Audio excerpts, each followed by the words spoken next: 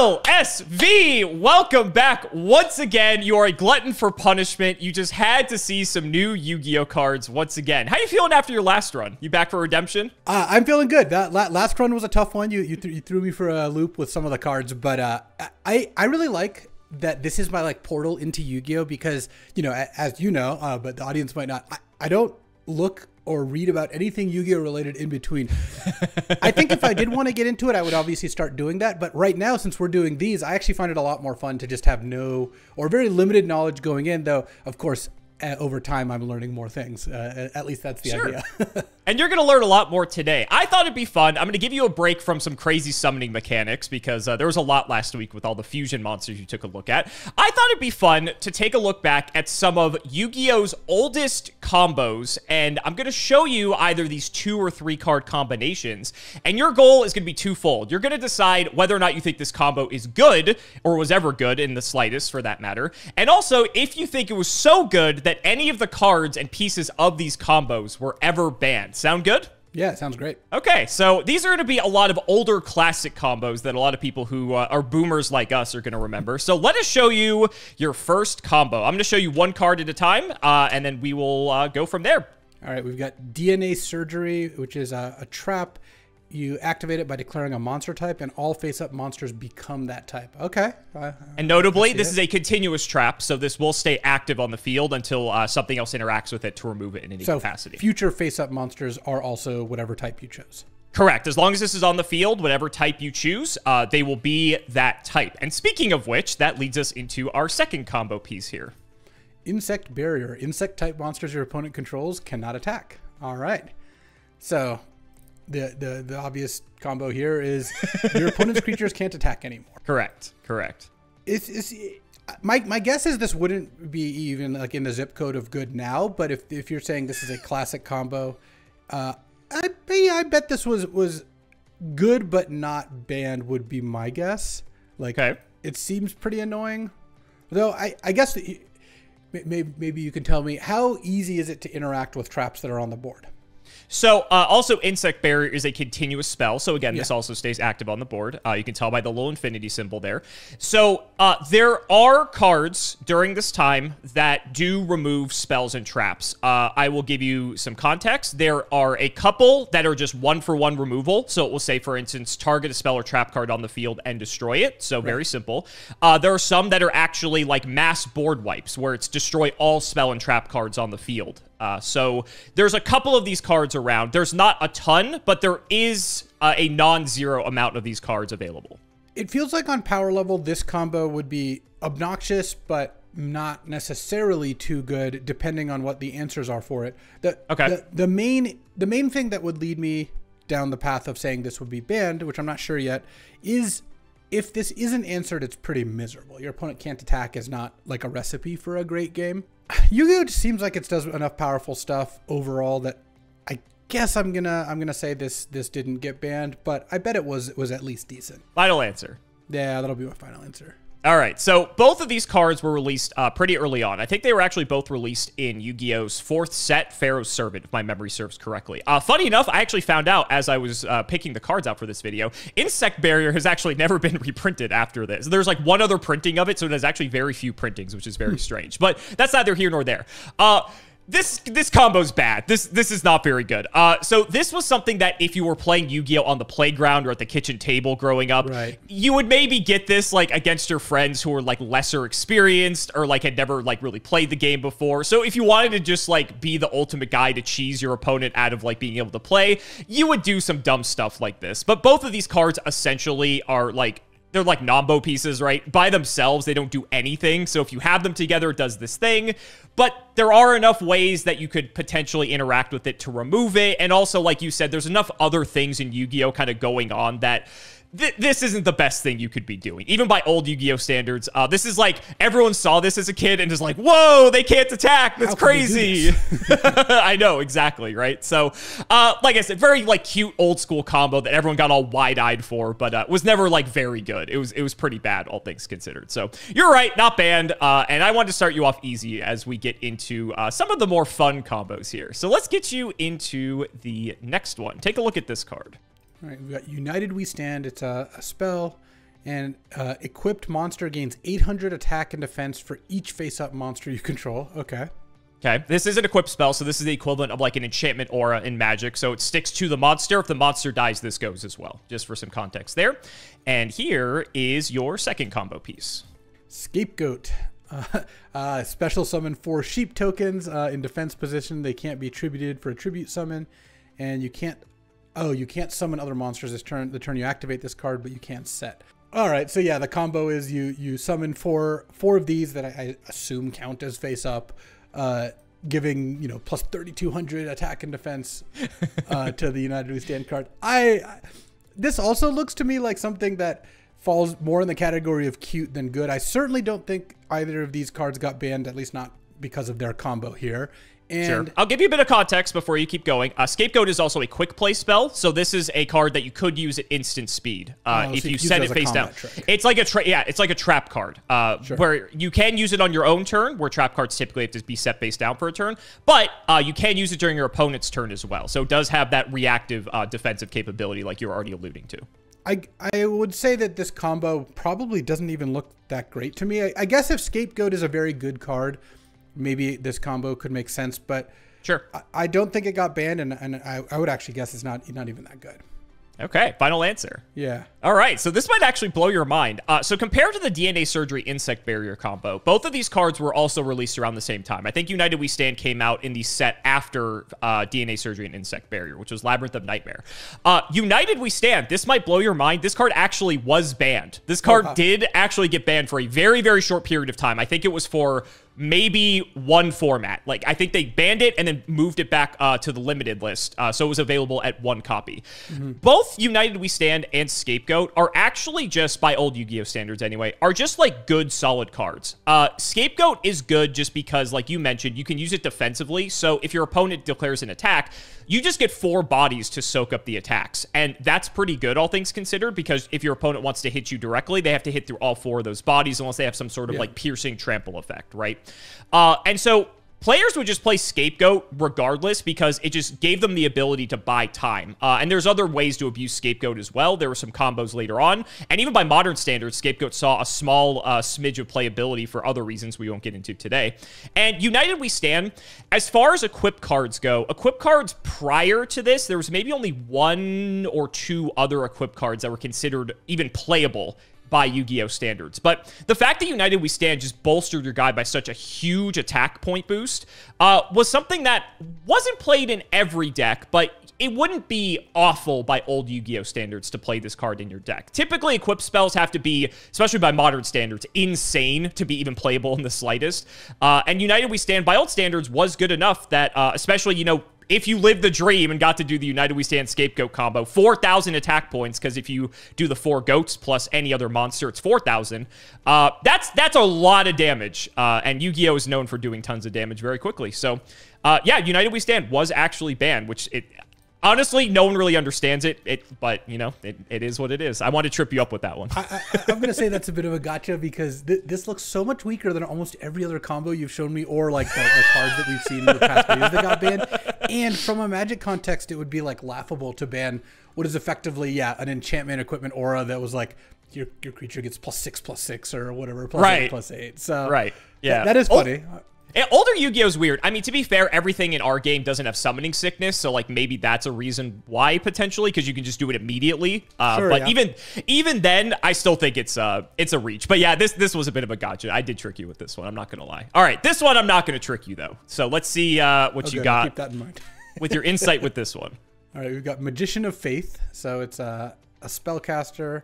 It says flip. Select 1 spell card from your graveyard, add the selected card to your hand, and it's 300, 400. So flip means like when you set it face down and you flip, basically when you flip it face up, you get to do this?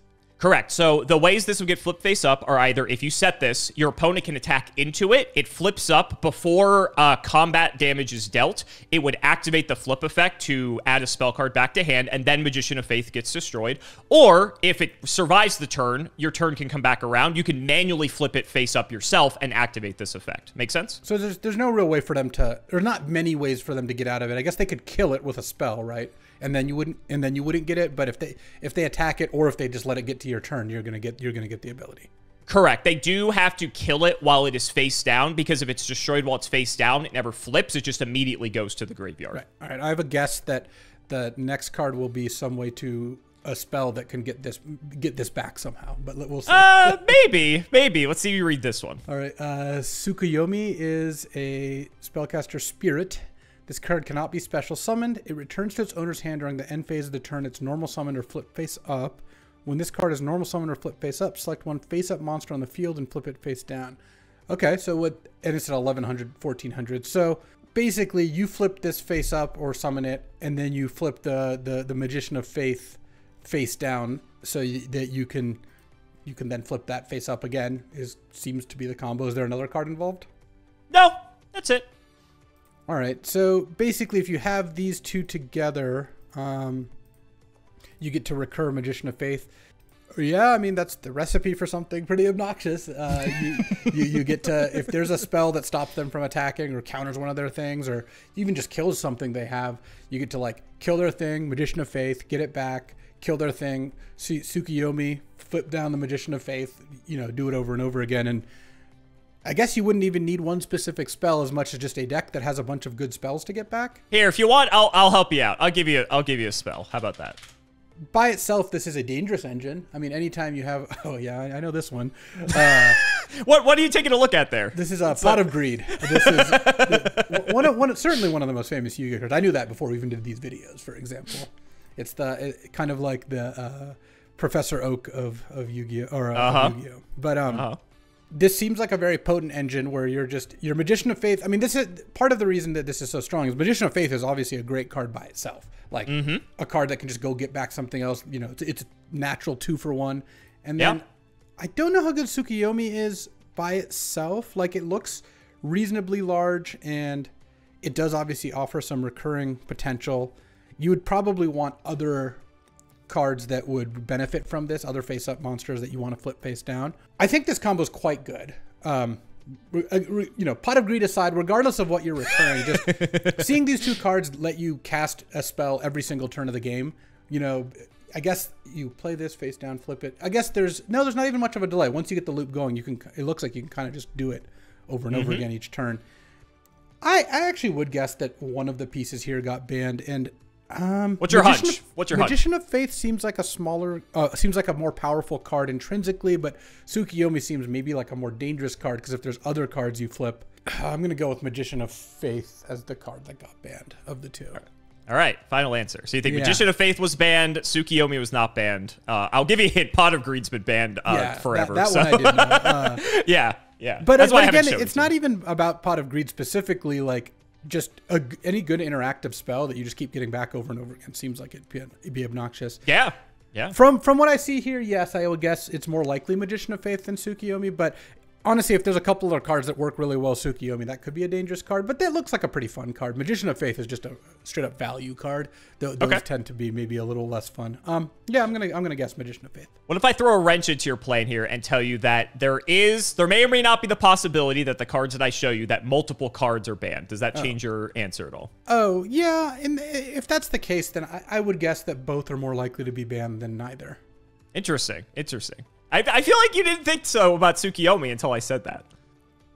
It's close. I mean, Tsukuyomi, part of like my philosophy, and I don't know exactly what Konami's philosophy exactly is, but I like preserving cards that are fun more than cards that are not. Like, that's a big part of it. It's not just power level, and Tsukuyomi seems like it's got some cool combos. How much of a window is there to kill this? So when you play this, you normal summon it or flip it face up, and then flip something face down. They have to have, like, there's some cards that could kill it in that window, but there aren't very many. Yeah, so the opportunities to kill either of these, you'd either have to kill Magician of Faith, when the turn passes back around to you, if your opponent has no way to protect Magician of Faith to keep the loop going, or they'd have to find a way to kill Tsukuyomi before it bounces back to the hand. Because remember, this is a unique card. I haven't shown you a spirit monster at all, I don't believe. So spirit monsters are an interesting subtype where they always go back to the hand at the end of the turn, which is almost like a unique form of protection, because they're always going to they're not going to stick around for you to use a kill spell on them during the opponent's turn. So you have to kill them sort of reactively. It can't really be attacked either. Right, exactly. So there are windows. It's probably more likely you'd kill the Magician of Faith than the Tsukuyomi. I would say more often than not, but it's not impossible to kill either of them, let's say. So, all right. I'll final answer here. I think Magician of Faith got banned at some point because this card just looks really obnoxious even without combos. Okay. Tsukuyomi, the biggest cost this has of not banning this is any good flip face up effect, like combined with this, is just an engine, right? It's just a loop where this can just continuously do that. So I guess I'm leaning towards this also getting banned, especially if we're talking fairly old cards, because there are going to be fewer answers and the things are just not as powerful in general. So I guess I'll go with both getting banned. Final answer for LSV. All right. Well, I didn't bait you because you are, in fact, correct. I wanted to help you out and make sure that in case you didn't realize both cards could be banned, that you did know that. And you didn't take the bait because they are, in fact, both banned. So let's start with Magician of Faith. You're right. Magician of Faith is just an extremely good value engine. Today, this card is way too slow to be played because flip effect monsters just in general they have to be just some of the craziest cards imaginable to be playable, because setting a thing for a turn and waiting to do something with it is not going to fly by today's Yu-Gi-Oh standards. There's a whole archetype, actually, they're just making that they have these flip effects, but they are just so entirely like custom card Reddit-like that they just happen to work by today's standards. Right. But that's just kind of the way the game has evolved. But by old standards, Magician of Faith, extremely powerful card, very tutorable, has a lot of other just application because of its typing, its attribute, its level, just a lot of really good stuff. But the fact it can get back any spell cards are some of the best cards in Yu-Gi-Oh! And they typically have no cost, so, you know, there's really no reason not to play this. And so it did eventually get banned. And Tsukuyomi also suffered the same fate. So some interesting things about Tsukuyomi that you may not have picked up on, but it's fine because it's really in the context of the combo that you were evaluating. Tsukuyomi can also just be used aggressively against your opponent as well. During this point in Yu-Gi-Oh!, a lot of opposing monsters just had low defense stats. So if you didn't have an advantage engine to like really abuse Tsukuyomi with, you could summon Tsukuyomi to set your opponent's monster face down and attack over it, because most of the time their defense stats might be under 1,000, or you might have a bigger monster that if Tsukuyomi couldn't clear it, that monster could hit over it. So it was actually a very unique form of like pseudo removal in a weird way. So you could use it for other applications outside of just recurring, you know, whatever advantage you're trying to do. There was other loops with Tsukuyomi. There was one called the Time Seal loop, where instead of Magician of Faith, there's a card called Mask of Darkness, which instead of adding a spell card, it adds a trap back to your hand. And that trap card is Time Seal. Time Seal is a trap that just says, skip your opponent's next draw phase. You can kind of see where that's going, right? That sounds fun. Yeah, very fun. You can imagine maybe some cards in that combo got banned as well. We're not going to show you that, but both cards just incredibly, incredibly strong and met their fate on the ban list eventually, but they are both legal now because they're just too slow. But historically, incredibly good cards. Were actually both limited for a while before they got banned. But just cool cards in general. Tsukuyomi's a very versatile and flexible card. People really like it. Okay, so you got that one. You nailed that one directly. Let's see what you think. This is going to be a 3-card combo, it looks like. So let's see what you think about this guy.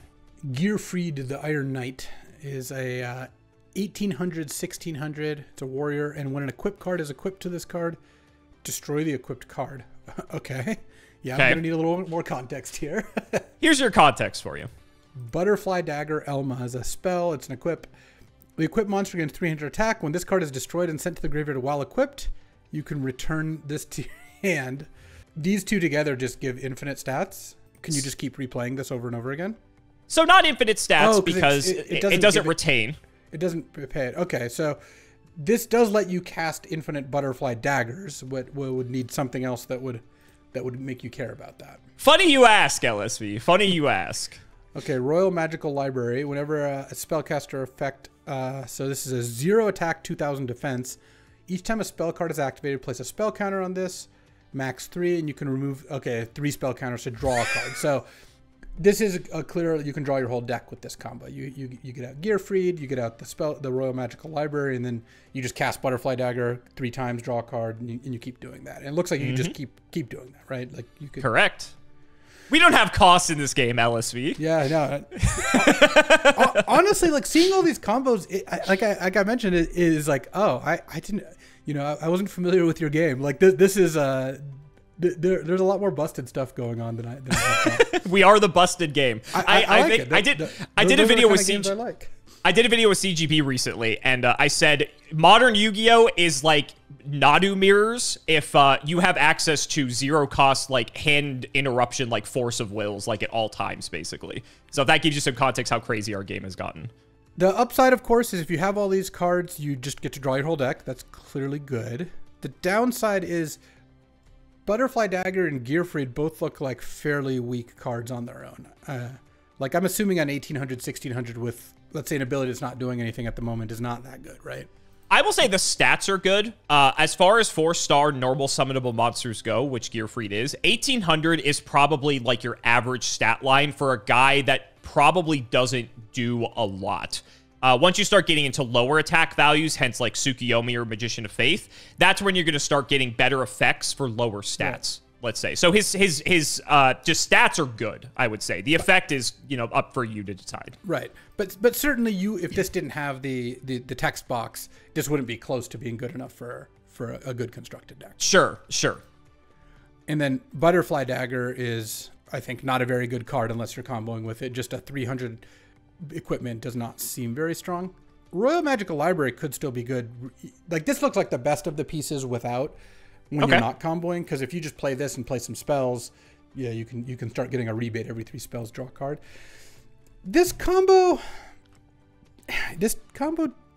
does not look ban-worthy to me. You can't do this all in the same turn without using something else, right? Because you can't get Gearfried and Royal Magical Library down in the same turn.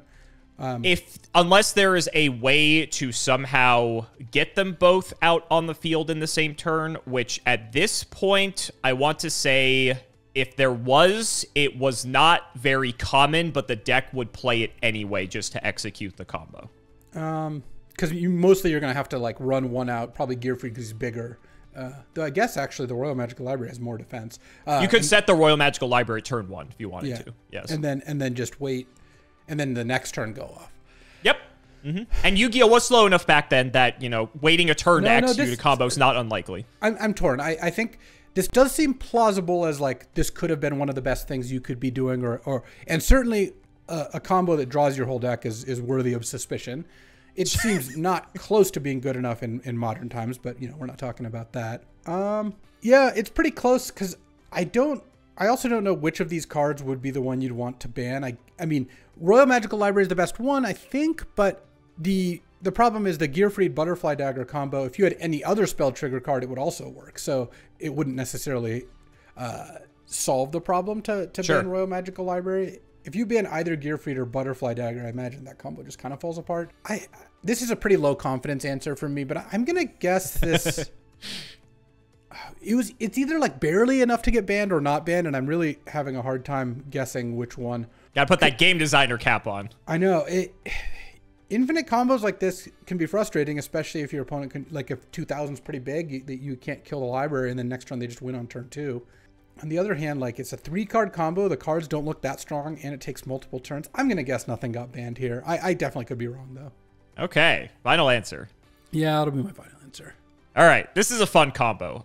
So in case you weren't aware, but I think you already were, so I didn't really give you this context. Basically, drawing your whole deck allows you to draw all 5 pieces of Exodia, which is an alternate win con in Yu-Gi-Oh, which means you automatically win the game. So that's how you actually win the game by doing this. Yeah. But I thought you already knew that, so I didn't give you the context there. I didn't know exactly what the mechanism was, but I would have been shocked to find out that drawing your whole deck did not lead to it. Like, if that was the case, I'd be, like, really confused. So, yes. So let's start with each of the individual pieces. So Gearfried the Iron Knight, like I said, fine card. It's searchable, actually, being a warrior. There were more tutors for warrior types. In old Yu-Gi-Oh, warrior is just considered a very high-value typing. So, like, I'm not going to say, like, people would go out of the way to play Gearfried, but, like, it would be considered a awful card. Like, it was fine. Like, some decks may have played it. Most probably didn't, but, like, it was okay. The stats were, like, justified enough that, like, you need a big guy that you can search, sure, whatever. Gearfried kind of hits the job. He's not the problem. Like, he never got touched. He doesn't matter. Elma, however, you might be surprised to learn, turn, Elma actually got banned. This is a card. It's actually funny. Butterfly Dagger Elma is still banned today, which is kind of crazy to think about. I think this card, there are other combos with Elma that, because of the fact that just infinitely recurs itself, I think Konami just did not want to have to work around designing around Elma and any sort of like weird infinite loop. So they just banned the card indefinitely. Like you said, it seems pretty innocuous. It doesn't seem like a very good card. And honestly, I think most people would argue it's not very good. It's just an enabler for a bunch of like BS infinite combos. And so totally. That's the card they chose to ban. Surprisingly enough, Royal Magical Library is still legal. I don't think that's like too surprising because especially nowadays, there's plenty of like effect negation on turn 0 to like stop something like this. If there's any sort of like turn 1, draw your whole FTK sort of deck, there's plenty of ways to negate Royal Magical Library to prevent that from happening. But this card, funny enough, if there are any sort of FTK decks like that, this card will still see modern play in those like Exodia decks, or like I'm going to play 3 library and 37 spell cards to draw my whole deck. This will be like the focal point of those decks. But I think it's still pretty bad, all things considered, that you're all in on a combo like this, that Konami's fine with a card like this existing. Yeah, it really doesn't surprise me that the dagger got banned, just because it puts a lot of constraints on what other cards you can make. Yeah, I didn't think that the library or Gear Feud were very close. Though I did ultimately guess none of it got banned, so you got me there. I did. But you were pretty close in that. I will say this was never, I want to say, abusable enough that this was the best thing you could be doing during this time. They did end up banning Elma, but honestly, I think people just would rather play normal Yu-Gi-Oh! If people were wanting to do the Exodia thing, this was the best way to do it. But for the most part, I think there was enough spot removal and enough ways to interact that, yeah, you might get this off every now and then, but I think it was like, if you're not resolving it, you're probably losing the game, and that's just the feast or famine nature of these combo decks, right? I'm sure Magic's the same way. Definitely. Yeah. All right, next combo. So I'm going to have you put your thinking cap back on because you have to remember the fusion monsters we talked about last time. Not any specific one, but give this guy a read. We got Magical Scientist. It's a 300/300, little dude, 1 star. It's a spellcaster/effect. Pay 1,000 life points to special summon 1 level 6 or lower fusion monster from your fusion deck and face up or defense position. That fusion monster cannot attack your opponent's life points directly and is returned to your fusion deck at the end of turn. Okay. This card seems busted, yes. Okay. Let's see what you think about this card in tandem with it. Catapult Turtle. It's a Aqua effect. It's a 1,000, 2,000. You contribute 1 monster to inflict damage to your opponent equal to half the tribute monster's attack on the field. Yes, so this catapults things. Yeah, I mean, obviously the joke here is you get Magical Scientist and Catapult Turtle down, and then you special summon a fusion monster and you toss it with the Catapult Turtle. Mm-hmm. So I'm just gonna guess that Magical Scientist got banned. I would struggle to think of a world where this wasn't abusable in many different ways. Okay. Catapult Turtle does not seem like a card you'd want to ban because it's a cool card, and you'd want to do something like this. Getting to fling a big monster at your opponent is a kind of cool card, and I think that this would be less of an issue than whatever card is cheating giant things into play. So I'm going to guess this combo was strong and that Magical Scientist got banned. Well, keep in mind, LSV, Magical Scientist doesn't say you only can use the effect once per turn. Even more of a reason to ban this card. Yes. I didn't even think about that, but yes. The fact that you can just put a bunch of stuff into play, like, yes, of course you can do something with it, even if it's not literally attacking them. Sure. What if I also told you could do this on the very first turn very consistently? Well, then I definitely, I'm even more confident that the Scientist should get banned. Look, I could believe that the Catapult Turtle got banned. My inclination would be to say that it is not, because it's kind of like looking at, let's see, what other card. So some of the other cards that we've seen that are like good, but there's a lot of cards that could be in that spot. Like Royal Magical Library is like, there are cards that I could imagine, like this could be part of a good combo, but you want to make cards that reward you for playing spells. You want to make cards that let you like fling a big monster. Those are cool cards. Sure. Magical Scientist is just straight up tutoring and cheating things into play. Those typically are the cards you want to go after. Well, he did not take the bait, ladies and gentlemen. You are correct. I thought this would be a fun one to show you. We had to get through the Fusion Monster episode first, I feel like, for you to understand how good this card is. People think this card was a design mistake, if I'm going to be honest with you, because this card, by today's standards, would actually probably still be like one of the most powerful cards in the game. Look, this card hits all the TCG like low notes. It's like you pay life for an effect that typically goes on broken cards, because who cares if you pay a bunch of life if you don't lose. This lets you good card selection, right? Because you could any monster in your fusion deck. It lets you cheat costs. It puts them into play. Like this is like a what not to do list of design. You're correct. So Magical Scientist FTK, these are the two pieces. There's an entire deck you could build around this to make this as consistent as possible. The thing is, even if you weren't able to do this on the very first turn of the game, which you could pretty consistently do it on the very first turn of the game before they started hitting the pieces, even if you wait to turn 2, turn 3, as long as you get there, it's fine. So how this would work for context is that in the Fusion deck during this time, there were enough monsters that, funny enough, had exactly 2,100 attack points. And the reason that matters is because the way the math works. So half of 2,100 for Catapult Turtle is 1,050. So if you pay 7,000 life points, you end up getting to a point where if you tribute all 7 of those monsters off, and Magical Scientist, and Catapult Turtle, because Catapult Turtle doesn't say you can't tribute itself, which is really funny, then you tribute all of them off and you deal 8,000 damage to your opponent on the very first turn. So that's Yu-Gi-Oh! And it was the best thing you could be doing during this time, and this was one of the first things that people experienced. I went to my locals for the very first time, and this happened to me, and I'm like, I love Yu-Gi-Oh! This is so fun. This is great. And it was, here we are, 25 years later, I guess. Yeah, that's awesome. Yeah. Even outside of the FTK, though, Magical Scientist just has a lot of really cool utility, because being able to get these fusion monsters that have some really unique effects, because Magical Scientist specifically says you can't attack your opponent's life points directly, but you can still attack other opposing monsters. So eventually Magical Scientist got limited before it got banned, because the first ban list for Yu-Gi-Oh! Came out a bit later. So there were plenty of fusion monsters that had high utility in Yu-Gi-Oh!, but they were impossible to summon through traditional means, because no one's going to actually play Polymerization. You remember that from the previous episode. But Magical Scientist was actually a really cool toolbox, because there might be a fusion guy that says, oh, this is unaffected by trap cards. So if you really want to get over an opponent's monster, this guy's going to be able to get in. Or this guy, if it kills a Magician of Faith, let's say, it negates the Magician of Faith's effect, so it's not going to flip up to give them that spell card. So it was a really cool toolbox card. Unfortunately, it was just way too abusable, and eventually it met its fate, as it rightfully should, because FTK cards are not fun. They are not fun in the slightest, but very cool card. He has that shit-eating grin on his face. But yeah, even by modern standards, extremely broken card. Even easier to bring out by modern standards, too. And the pool of cards is way too good for this guy to bring out.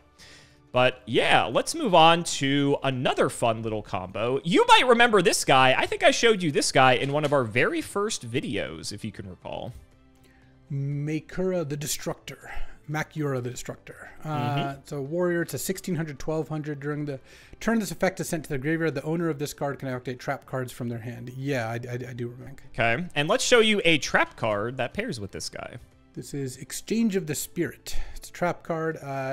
You can only activate this card by paying 1,000 life points while there are 15 or more cards in your graveyard.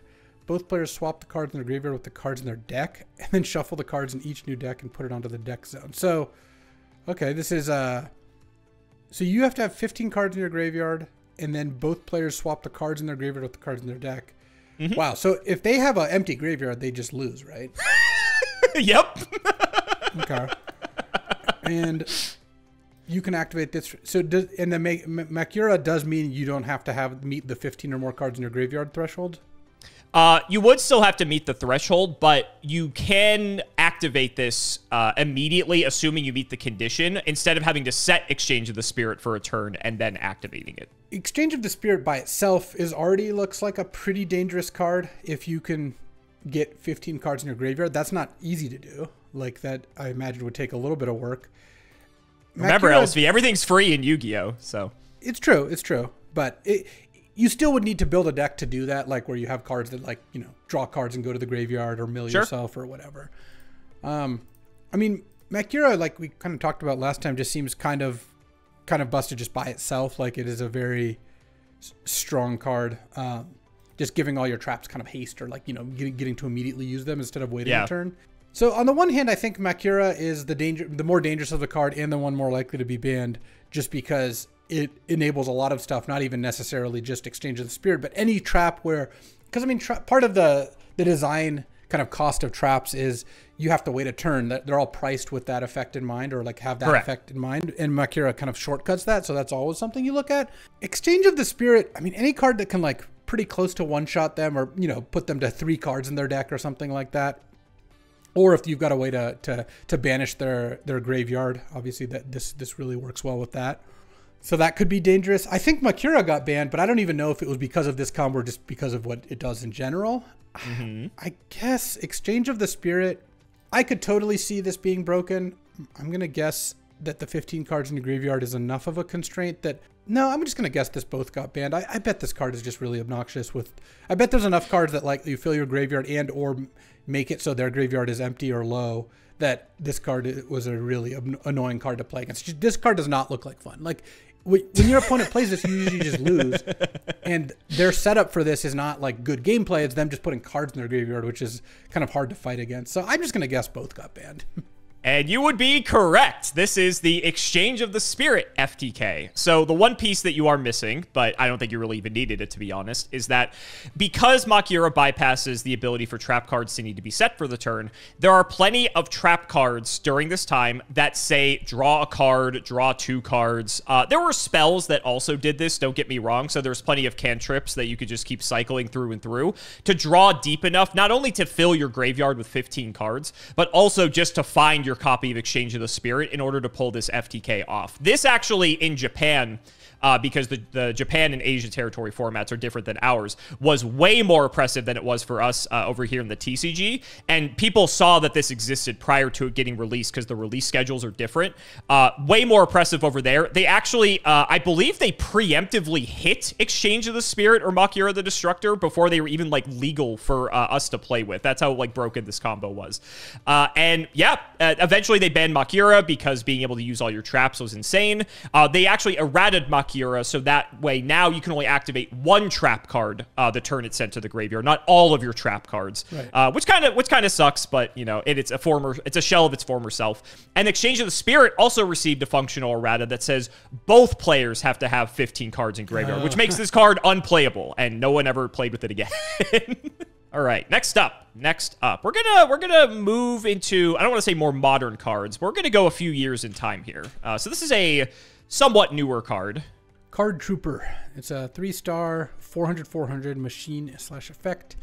Once per turn, you can choose a number from 1 to 3, then send that many cards from your top of your deck to your graveyard. I don't know what the rest of this does, but this card looks strong. Okay. This card gains 500 attack for each card sent to the graveyard this way until the end phase. When this card you control is destroyed, that is a weird way to write this sentence. When this card you control is destroyed and sent to your graveyard, you draw a card. Okay, so when this dies, you draw a card. And then once per turn, you can mill yourself probably for 3 and get 1500 attack. Or yeah, that's a pretty good amount. And then when this dies, you draw a card. Okay, this is a neat little card. Looks pretty strong by itself. Okay, let's see what you think when you pair it with this card. Machine Duplication. Target 1 machine type monster with 500 or less attack. Special summon up to 2 monsters from your deck. So this is small. It is very small attack. That's what Machine Duplication's constraint is. It has to have 500 or less attack. And then you go put a bunch of card troopers into play, and then each of them gets to bash for a bunch and mill you a bunch and then draw a card. Yeah, this combo seems really neat. I want this combo to not have been banned because this looks like a pretty fun combo, but it also looks pretty strong, and both of these cards look completely fine by themselves. Like Card Trooper, I mean, it gets you a card back most of the time you play it no matter what, and a card that just mills you for 3 a turn. There's so many ways to use your graveyard, I would imagine. Machine Duplication, you'd have to have a small machine to make this card good, I guess. Or there other small machines that were decent at least? I will say there are other targets for Machine Duplication. Machine Duplication, funny enough, I believe was printed before Card Trooper. I think this, especially, I know you said we moved forward a few years, but we're still not talking modern times. No. This is like 2007. I want to say 2008 at most. Yeah. So I've got two things that I'm thinking here. One is that Card Trooper by itself looks like the stronger card. And when you have a combo piece that has effectively no or very low opportunity cost, that's always a little dangerous because this card is by itself like consistently going to hit for 1900 and replaces itself when it dies, mills you a bunch. So that points to maybe this card getting banned, especially if it got printed second and machine duplication maybe wasn't a problem before then. Machine duplication does put more constraints on you in the future, where anytime you print a machine that has 500 or less attack, you have to worry that, oh, is this too good with machine duplication? So that's the case for machine duplication getting banned. Guess is that Card Trooper got banned and machine duplication didn't, but I guess the answer is you just make a machine. If you really don't want it to be duplicated, you make it with 600 attack, and that's not that hard to do. So I'm gonna guess Card Trooper got banned and duplication didn't. But yeah, this isn't one I'm super confident about. Okay. We also have 50s for the record, so you could make it 550 attacks. Yeah, that makes me a little bit more confident. Right, 550 is even better. Yeah. So this one might actually, I don't think it'll surprise you, actually. Neither of these cards got banned. So that's not a big surprise. Right. So you're going to enjoy this. So this was known as the Troop Dupe Scoop combo. Very fun. Basically, if anyone opened with Card Trooper, Machine Duplication, summon 2 Card Troopers, mill 9, it didn't matter. Like, you were probably losing that game. There's so many ways, especially during this time and not long after this time, that was extremely abusable, especially by older Yu-Gi-Oh! Standards. So what they ended up doing was, I actually think this was the best solution. They ended up limiting Card Trooper to 1 copy, so it couldn't be Machine Duplication, essentially. But I'm going to give myself partial credit then. Yeah, you can give partial credit. They effectively banned the combo. That's true.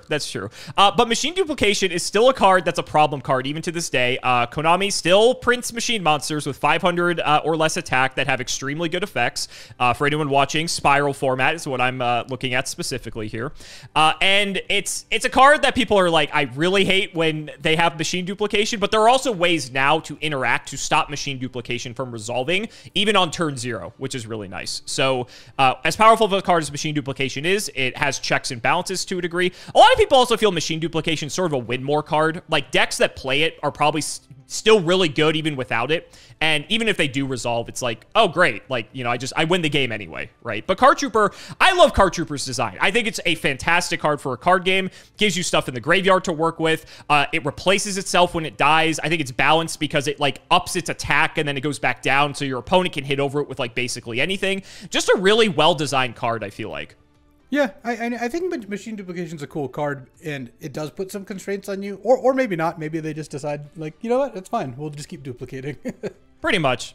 Like, the times it's been in formats, it's never been healthy, let's say, but I still think those decks would have been good even without Machine Duplication anyway, if that makes sense. Yeah. But I love, a lot of people love Card Trooper. Even limited to 1, Card Trooper was basically a staple card in, I want to say, like, almost every deck during this period, just because it was good value. Look at the little guy. It's just good value. It's just good value. And also just the typing, being a machine, was very relevant during this time as well. Okay, next combo. This one, oh boy, people are gonna, as soon as this card pops up on screen, people are gonna know what's coming. Substitute. Okay, it's a 1-star 102,000. That's a odd stat line. Yeah, he's got a big butt for a frog. Aqua effect. You contribute 1 monster, special summon 1 frog monster from your deck. Frog monsters cannot be destroyed by battle. Okay. So that's combo piece number 1. Here is combo piece number 2. It's the biggest, gnarliest frog you can get. It's a Ronin Toden. So another 102,000. I guess that's a frog thing. Aqua effect cannot be used as synchro material. This card. You have to worry about that. You don't know what that is right now. This card's name becomes Desfrog while it's on the field. If this card in your graveyard, you can banish 1 frog monster from your graveyard. Special summon this card. What does its name being Desfrog mean? That's irrelevant for this. Don't worry about that either. So basically, if this is in your graveyard, you can banish a frog from your graveyard to special summon this, and then Substitute, contribute. So you can use Substitute to tribute Ronin Toad and go get another frog from your deck. which could be another Ronin Toad. You can do the Substitute as many times as you want, right? Doesn't say you can't. So that means you can just keep turning Ronin, keep chain through get all your Ronin Toads out of your deck and into your graveyard, and then bring a bunch back. That seems, hypothetically. Seems like a thing you could do, yeah. Hypothetically. Let's show you the final combo piece here. All right, Mass Driver. Offer monster on your side of the field as tribute to inflict 400 points of direct damage to your opponent's life points. Yeah, I mean, the loop here, I guess it's not like infinite in that you eventually run out of frogs to banish from your graveyard to special summon Ronin Toad, but it feels like you could go really deep because every Ronin, you first get all your Ronin Toads and then you can get other frogs as well. I assume there's other frog types that are hanging around. Let me actually show you one more card because this is very funny. You're looking at 2 toad monsters. You're not looking at frogs. So let me give you the frog that you will most of the time be getting here. All right, there you go. This might help sew everything frog together. You can, so it's a 2-star, 1000 attack, 500 defense. You can special summon this card from your hand by discarding another water monster. Okay, that's already pretty strong. When this card is summoned, you can send one level 2 or lower aqua type water monster from your deck or face up from your field to the graveyard. Once per turn, you can return a monster you control to your hand. You can normal summon 1 frog monster during your main phase this turn, except swap frog in addition to your normal summon. You can only do that once per turn. Okay. So the relevant part here, just to give you a bit of context, is to get Ronin Toad in rotation, because semantics, this is not a frog, it's a toad. I would not have guessed that, but yeah. So basically, you would sacrifice something with Substitute to summon Swap Frog. Swap Frog's effect would dump Ronin Toad into the graveyard, and then from there, you might be able to piece together the rest. I didn't really realize this until now, but frog type means it has frog in its name? Frog in the name, correct. Oh, so the name is actually like an active game text, like part of the thing. Like in Magic, like you don't get types from your name. That's right. That's really funny. Okay. Yeah, no, so Yu-Gi-Oh! Is very archetype driven, and archetype is defined by the card's name. So you'll see a lot of cards that, are frog or... so does that mean every dragon has to have dragon in their name? No, so dragon, most of the time, it's typically referring to typing, which would be in the text, like where these frogs are all, or these toads or frogs, or aquas, yes. But like, for instance, if there is a dragon archetype, like for instance, the blue eyes white dragon is a dragon, but the blue eyes is the archetype. So it might say like add a blue eyes card from deck to hand, let's say, as just an example. But this you can summon off of Substitute and then start the Ronin Toad chain. Correct, yes, because this is a frog, so I guess it would make sense to show you the frog. And then, yeah, Swap Frog, in the middle of the text there, it said, actually not the middle, like the top half, it says, send a level 2 or lower Aqua, which is Ronin Toad. Correct. I 100% think some amount of things got banned here. This looks like a ridiculous combo that not only, I mean, you mentioned the Nadu experience earlier. This is a really akin to that when it comes to like the comparison to Magic, where not only are you going to win the game with this combo, your opponent has to watch you do this like toad shuffle, frog shuffle for like 7 minutes as you're just like getting cards from your deck, putting your graveyard, putting them into play. I don't think Mass Driver got banned. This just seems like an outlet that if you're doing something busted, this is a way to, to make use of that. As for of the combination of Substitute, Ronin Toadin, and Swap Frog, honestly, I don't know which of these got banned. Some combination of all of them. Some amount of pieces had to go. Substitute does look like a pretty dangerous card. So I guess I'll guess that one got banned, and Swap Frog maybe also got banned, because getting to special summon this by discarding a water monster and then going and getting things from your deck to your graveyard is just, plus getting to then returning things. Yeah, I'm gonna guess that Swap Frog and Substitute got banned, and Ronin Toadin, I think without the other things helping it was a little less good though. I wouldn't be shocked if this got banned too. I'm just gonna guess the other two. Okay, so you're gonna guess Substitute and Swap Frog, and Ronin Toadin and Mass Driver are not banned, correct? Yeah, that's gonna be my guess.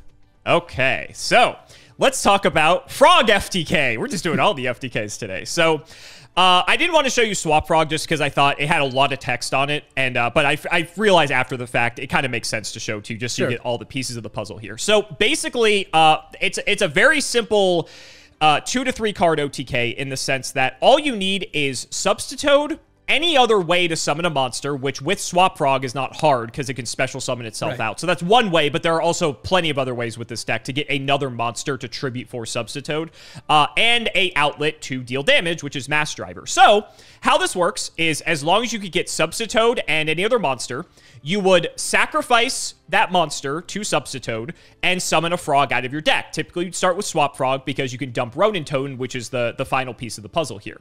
Then, there happens to be, at this point in Yu-Gi-Oh!, enough frog monsters that you sacrifice every single monster you summon off Substitoad to itself again to get every single frog monster in your deck to the graveyard. And then you activate Mass Driver, you start banishing your frogs to resurrect your Ronin Toad, and you just offer the Ronin Toad to the Mass Driver 20 times, and that's 8,000 damage, and you win the game. Very, very explosive, very easy to pull off. Had a very high success rate. This is considered one of the most consistent FTKs actually in Yu-Gi-Oh!, especially for the time. And so it's no surprise, it is no surprise that cards got banned here. So Substitoad obviously got banned. Mass Driver also got banned. Mass Driver is still banned today, which is kind of absurd to think about. And Ronin Toad, if you can believe it, Ronin Toad, while it didn't get banned at the time, is banned now. It turns out the ability for Ronin Toad to continuously bring itself back to the field, even by modern standards, ended up for other reasons in other decks. But Ronin Toad ended up being banned because it was too abusable. The fact that it didn't have a once per turn to resurrect itself just provided way too much value for the decks that it was good in. Swap Frog, still playable. Still at 3 copies. Still just a very, very solid card for any frog-based deck.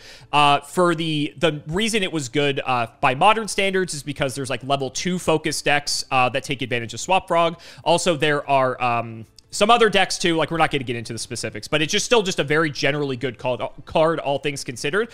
Swap Frog is a template for you for some of the craziness that Yu-Gi-Oh! Has nowadays. This card was only printed in like 2008, 2009, and it's still playable today in the right decks. So if that gives you any context to how good the card can be.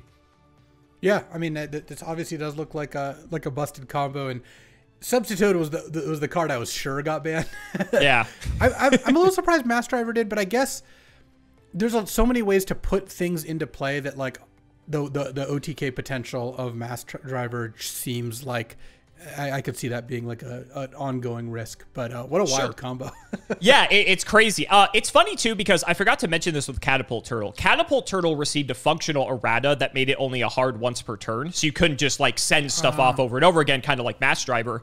The Asian territories actually went on a crusade on one of their ban lists a couple years ago, and they banned every single tribute outlet card that does direct damage to the opponent. Because what was happening a few years ago is that people were finding ways to do these sort of combos on the first turn where they could just tribute a bunch of monsters off to deal damage to the opponent. And people were just looking for the next best Mass Driver or the next best Catapult Turtle to like make these FTKs functional. So the Asian territories just said, okay, screw this. We're just going to ban all of these. So there's like a few cards, I think there's like 5 or 6 that all have an effect like this that are all banned now as a result of that. Funny. Yeah, I kind of get it too, just because of the way Yu-Gi-Oh's progressed, and it's so easy to summon a ton of monsters to the field. But it is very funny because you just saw some of the most random cards of all time just banned like that. But yeah, so all 3 of these cards, sans Swap Frog, are now Substitoad's actually legal again, but it's been like 15 years since this card got off the ban list, and it doesn't see any play, which isn't really much of a surprise, all things considered. All right, only a couple of combos left. Oh boy, we've saved some of the best for last for you, LSV. I can't wait to see what you think about these. All right, we've got Chaos Emperor Dragon, Envoy of the End. Is that 8 stars? It's a 3,000, 2,500 dragon. Whoa. This card cannot be normal summoned or set. This card could only be special summoned by removing from play 1 light and 1 dark monster in your graveyard. Okay. By paying 1,000 life points, send all cards in both players' hands and on the field to the graveyard. Inflict 300 points of damage to your opponent's life points for each card sent to the graveyard by this effect. Okay. Yeah, this card already looks extremely dangerous, especially since having to special summoning it out of cards in your graveyard, it's a recipe for success. So let's see what else we got. Give this card a read. I showed you a spirit monster earlier. We've got another one for you. Yatagarasu. It's a 2-star, 200, 100. It's a Fiend Spirit. This card cannot be special summoned. This card returns to owner's hand during the end phase of the turn. It's normal summoned, or flipped face up. When this card inflicts battle damage to your opponent's life points, your opponent skips their next draw phase. Interesting. I don't see how these two cards really interact, but I see what Yata-Garasu does. So when this card inflicts, so they skip their next draw. So if you can set it up to make, you can make them discard their hand and then hit them. So I guess what you want to do is you hit them with Yata-Garasu, and then you use the Chaos Emperor, and then they skip their next draw and take a bunch of damage. And this, perhaps. And the Chaos Emperor also, it kills itself, right, when you use the ability? Correct. Yeah, I mean, both cards seem that they're strong. I mean, Yata-Garasu, like, when any card that lets you makes your opponent skip their next draw is obviously something I'm quite suspicious of, because there's prime lockout territory right there. The Chaos Emperor Dragon just looks like a pretty strong card in its own right. You get to use this as a board wipe that all it costs is 2 monsters out of your graveyard. And you get to board wipe everything and discard all hands. I mean, I think Chaos Emperor looks bannable just because this, like, your opponent could just out of nowhere just empty all the whole board and and your whole hand, and then they also just take 2100 damage or something like that when you do that. Yeah, I guess I'm not sure exactly what the interaction is besides like making them discard their hand and then skip their next draw, but Chaos Emperor Dragon does look pretty dangerous to me. So where are you at? What do you think? Think any of these are getting hit? I think that the Chaos Emperor Dragon, and honestly, I don't really understand why you'd want Yata-Garasu just to exist as a card. Like, a card that lets you makes you skip your next draw, like, those cards are just really, really unfun. So you do have to just play this, wait a turn, and then attack with it, right? There's not... Well, we don't have Summoning Sickness. Oh, that's true. It's true. You can just play and attack. Yeah, both these cards look like they should just get banned. I don't even really know how well they work together. Like, I guess they work somewhat together, but... regardless, I don't really see a good reason to have them be cards that you play against a lot. I love that. You're missing the interaction. You're like, yeah, but both of these cards are just not healthy, so they probably just shouldn't be or shouldn't be around. Yeah, what is the combo I'm missing here? Yeah, so you are correct though. You're correct. Both of these cards are banned. I will let you know. Chaos Emperor Dragon is the reason for the ban list being created in the first place. So prior to the release of, I don't understand. Yeah, so prior to the release of Chaos Emperor Dragon, up until this point, we've only had cards be limited in the game. So at most, they might go to 1 copy. Sometimes they get semi-limited to 2. That was more rare. But nothing had ever been banned because Yu-Gi-Oh! Was still relatively new. Then we enter the era of Chaos, and this card gets released. And they're like, okay, we may have overstepped a little bit here with this one. And so Chaos Emperor Dragon ultimately was... basically the reason this list got created in the first place and was happily one of the first cards ever banned. So how this works is very simple. Essentially, as long as you can get a light and dark monster in the graveyard, which is not very difficult to do, you've seen some good ones like today, Magician of Faith, Tsukuyomi, etc. You just summon Chaos Emperor Dragon, you nuke the board and both players' hands. There is a way then to get Yata-Garasu out onto the field. You attack your opponent directly, and then you deal 200, but now they skip their draw. They have no cards in their hand. They have no cards on the field. And you just do that over and over again. Next turn, you summon Yata, you attack, you pass the turn. Next turn, summon Yata, attack, pass the turn. And that is what is known as the Yata lock. And they can't play the game. It is one of the most frustrating things to ever play against, and ultimately Yata-Garasu ended up on the ban list as well. Really need to know what the interaction was. I just looked at both these cards and they both seemed that's kind of where I was at. They are. So prior to the release of Chaos Emperor Dragon, Yata-Garasu was released first, and even then, people were just finding ways to just Yata lock people, essentially. If the game was simplified enough, or if you had just enough spot removal or enough ways to poke in directly with Yata, eventually the opponent just wouldn't have cards left. They would start with, 6 at the beginning of their turn, 5, and then they draw for turn. And then as the game would just whittle away, if Yata just poked in a couple times, eventually it's going to get to the point where they just can't draw at all. And then you just win the game by default because you have Yata-Garasu, right? And so Chaos Emperor Dragon was sort of the worst case of this, just because it emptied their hand immediately, and it cleared the way for Yata-Garasu to get in. There's plenty of cards that comboed with Chaos Emperor Dragon to then get Yata-Garasu into your hand, so that way you could just immediately then, after the board is wiped, normal summon the Yata-Garasu on an open field, and that was just the end of it. And so both of these cards were banned for a very long time. They're actually legal again, but Emperor Dragon received an errata and is not very good. And Yatagarasu is back in its full strength, but it is just a bad card by nowadays. It's just too slow. Yeah, I'm just really suspicious of the text box. Your opponent skips their next draw phase, because it's like, when that goes wrong, it just goes wrong in the obvious, terrible way of they just never draw a card again. Like, exactly. It's just not, there's just not much upside in making that. Precisely. Okay. Last combo, and oh boy, did we save probably the best for last. I know a lot of people are fans of this one. All right, we've got last turn. Perfect. It's a trap. I apologize. There's a lot of text on this one. This card can only be activated during your opponent's turn when your life points are 1,000 or less. Okay, you got to be at the door of death right there. Select one monster on your side of the field and send all other cards on the field and in their respective owner's hands to their respective graveyards. Okay. After that, your opponent selects and special summons one monster from their deck in a face-up attack position and attacks your monster. Any battle damage from this battle is treated as 0. So that means you can't take damage? Correct. And then the player whose monster remains alone on the field wins the duel, and any other case results in a draw. There's a lot of text here, but this is a cool card. Yeah. Sometimes when I read like some of these Yu-Gi-Oh text boxes, it's kind of like gobbledygook. It takes you a while to like figure out what's going on because there's not like a thematic through line. Like I go back up and look at Swap Frog, and it's like it's just a wall of text, and there's no real way to summarize it, right? Right. I can't explain Swap Frog in a very short thing. Last turn is really short. You choose a monster, and it battles the best monster out of their deck, and the winner wins. Like that is actually really cool. Cool design. Okay, so the goal here is you get to 1,000 life points or less, and you have to have a good monster in play. All right, what's next?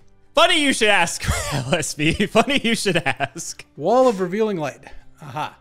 When you activate this card, pay any multiple of 1,000 life points. None of your opponent's monsters with attack equal to or less the number of life points you paid can attack. Okay, so clearly that's a way to get to 1,000. Would you like to see your monster that you are championing into battle? Here you go. Jowgen the Spiritualist is a 3-star, 200/1300, and it's a spellcaster. You can discard a random card from your hand to the graveyard. Destroy all special summon monsters on the field. Neither player can special summon monsters. I see. So if you activate Jowgen and then play a last turn, they can't special summon a monster. And then it says, oh, the player whose monster remains alone on the field at the end phase of this turn wins. Yep. Yeah. I can see the combo. It's actually. So you piecing it together? Piece it together for us. Yeah. So you use Wall of Revealing Light to get to 1,000. You have Jowgen and you use the ability, and then you activate, last turn, they can't get a monster into play, and then you win the game. Clearly, last turn does nothing unless you win the game. Like, this is a very narrow card. It's just exactly the one thing. Wall of Revealing Light, not a very good card by itself, because paying a bunch of life to then make their stuff not attack isn't really getting you anywhere, like, intrinsically. But obviously, this is a way to get down to 1,000 life points pretty easily. And in fact, you can never not go down to 1,000, because you can always pay with Wall of Revealing Light. You always have some life points left to use last turn. Like it's not like a multiple where that doesn't work. So that's nice. And then of course Jowgen wins the game in this combo. I mean, the Jowgen actually doesn't seem that bad by itself. Discard a random card to destroy all special summon on the monsters. Is this just like a permanent effect while he's in play? So I'll clarify that. So the first sentence is an ignition effect. The second sentence is just a continuous effect that Jowgen has. So you don't have to use Jowgen's first effect for the second part to be active. If you just play Jowgen, immediately neither player can special summon. So just in Magic there'd be a line break between the two abilities. Yeah, Yu-Gi-Oh is bad and we don't do that.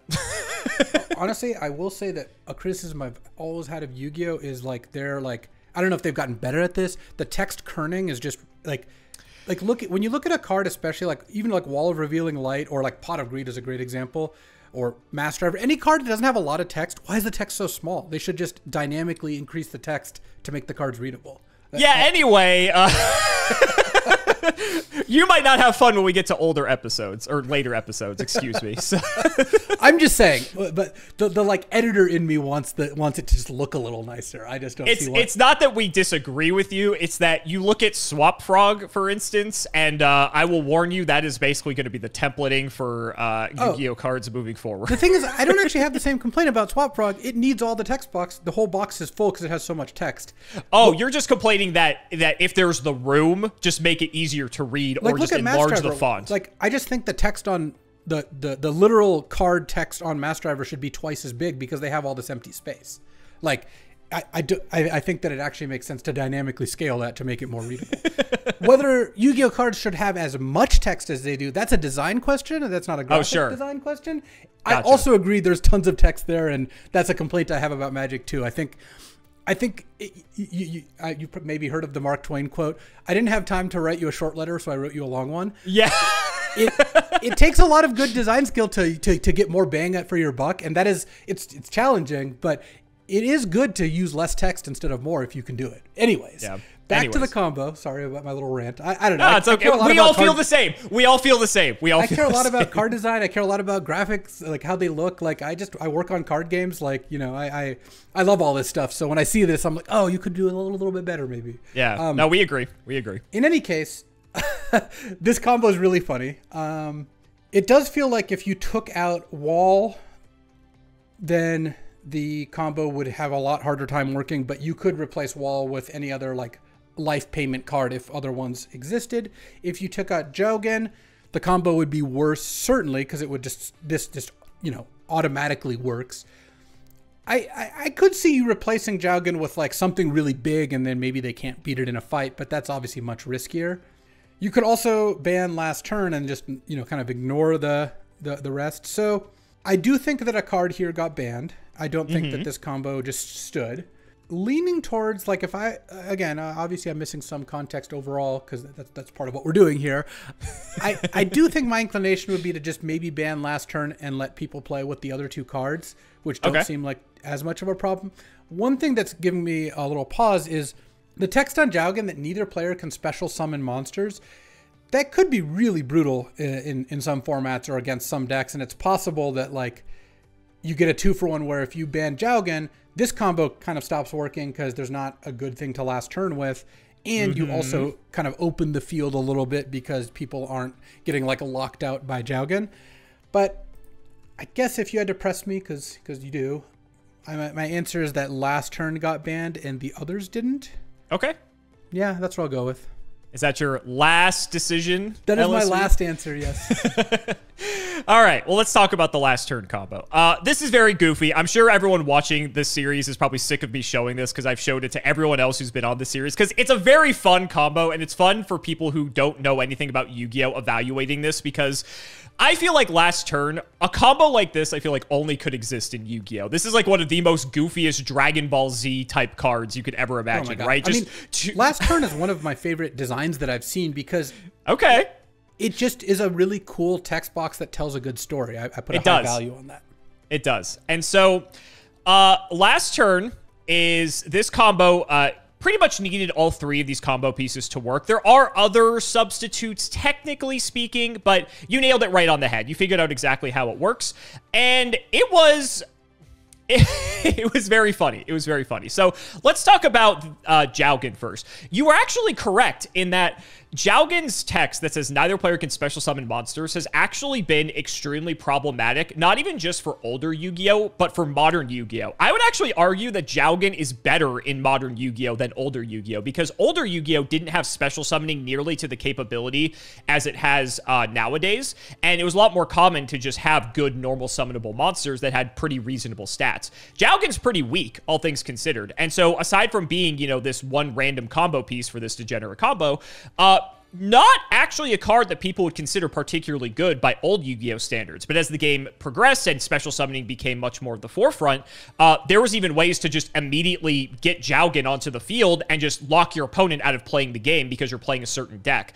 Jogan's also not the only card later on that has an effect like this that prevents players from special summoning. So it's one of many cards that gets abused for reasons like this. And people get very annoyed at times when it is in a deck that is playable. So it's funny you picked up on that. but it was never banned. It was a card it was totally fine, especially by old Yu-Gi-Oh! This card was not the problem. Wall of Revealing Light was not banned, but actually I believe was limited. And I think this combo was part of the reason for that, but also because Wall of Revealing Light was just generally an annoying card by old Yu-Gi-Oh! Standards. If you remember the very first combo we showed, the DNA Surgery Insect Barrier combo, right? This is basically that, but in one card. Granted, this card came out a lot later. And there is still ways to remove it, but if there's not, there were plenty of stun and burn and stall decks during older Yu-Gi-Oh's time frame that could play a card like this, and if the opponent didn't have a way to remove it, they just were kind of locked out of winning the game altogether. And so these types of stall cards were put on the limited or semi-limited list at one point or another for reasons like that. But I think Last Turn did not help Wall of Revealing Light's case either. I think it was a card that pretty much is... I did miss something. I thought this was this turn. This is just a continuous effect. It's a continuous effect. Yep, okay, exactly. Yeah, so this stays out permanently. It wouldn't have changed my answer, but it does make this card quite a bit more obnoxious. It does. It does. Yes. Like I said, not like the most obnoxious thing ever, but like it didn't really feel great if you got this flipped on you. You didn't really have a way to deal with it, especially because you could just basically pay 3,000 life points and wall off essentially anything your opponent might be playing. Right. For the most part, 3,000 was kind of like the threshold for older Yu-Gi-Oh! For like capping on attack stats. But Last Turn, we will end with Last Turn. So this card is bonkers. It is crazy. Was this the best thing you could be doing during this time? Absolutely not. It was just something that if you wanted to play a dumb, gimmicky, like win in one turn type of deck, you could. But for the most part, that was the only purpose that this card was used for. And you are correct. Last Turn was banned. It is actually still banned to this very day. But I don't think it was banned because of it being necessarily oppressive or like a way that your opponent just like automatically wins the game. It's just a very difficult card to resolve. And while on the surface, yes, it kind of just makes sense what's happening, in terms of applying all of that from the game perspective, because if you have to factor in all of these other different types of effects that monsters might have that your opponent might special summon out to the field when they're not being cheesed with Jougin, right? There is actually a 16-page document on the wiki for Yu-Gi-Oh! That explains how to resolve Last Turn in like 500 different scenarios, essentially, because so many different things happen with the way that this card resolves that it's just an absolute headache, especially from like a competitive like judge perspective. I think Konami just didn't want this card in the game to give people just a nightmare having to figure out how this card resolves if it ever gets activated. So it's not that it was banned because it was like necessarily broken or oppressive. It was kind of just really frustrating and annoying to play with because people didn't exactly know how it resolved most of the time. So they just banned it. That's totally fair. Yeah, it is a lot, and it's especially with the way it's worded too. They don't word Yu-Gi-Oh cards like this at all. They standardized a modern form of way that all cards should be worded moving forward, and the way that this card's worded is just an absolute nightmare too. So, just like in terms of actually sequentially resolving all the aspects of the card, it's a headache. So Konami's like, yeah, we're just gonna ban this and we're just gonna forget this card ever existed whatsoever. But you did great. You did great. I think Last Turn was your favorite, honestly, what it sounded like. Oh yeah, definitely. I think it's a really cool looking design. Like I agree with you. It has all these problems, but it is cool. It's got a good pop in the text box. I look for that. I think my favorite card you've shown me actually today though was Card Trooper. Was it? Yeah, I like that little guy. The art is great. The effect is fun. It looks like a fun card. He's a cute little guy. Yeah, he's really fun. It's fun because in our retro format that's really popular right now, Edison format, Card Trooper is legal, and so a lot of decks play it just because it's a really good card in that format. But yeah, so what do you think about Yu-Gi-Oh's ridiculous combos? We haven't even gotten into like modern combos. These are all pretty old, all things considered. They look fun. I think that the combos that are too easy, obviously, like those are the ones with the biggest risk, like the substitute combo where it's like, yeah, substitute plus any monster, you win the game, and it takes me 15 minutes to loop through my whole deck. Like those aren't great. Neither are combos that say like your opponent can't attack or whatever. But things like Card Trooper with machine duplication, that's like good, clean fun, even if maybe it was like a little bit much. Yeah, no, I agree. And next time, we're probably going to get back to some more extra deck mechanics. So you better bring your thinking cap for that one. I like it. I mean, the Magic, it has combo decks, has aggro decks, has control decks. Playing combo is like the most fun. And historically in tournaments done really well with combo. Like my biggest win was with a combo deck, for example. And I love playing combo. So it is fun to kind of get to evaluate all these and take a look at them, because I've played a lot of different kinds of combo in Magic. And I just think it's really cool to get to, I don't know, more greater than the sum of its parts is like the most fun part about card games for me. Sure. Where you combine cards and they get much better than they would be individually. And that's always what I look for. So getting to evaluate combos is an awesome time. It might be sacrilege to say you might be a Yu-Gi-Oh player at heart if you love combos so much. I'm just saying. We'll see. You've done more to convince me that I should take a look than anyone else has. I don't have the time right now.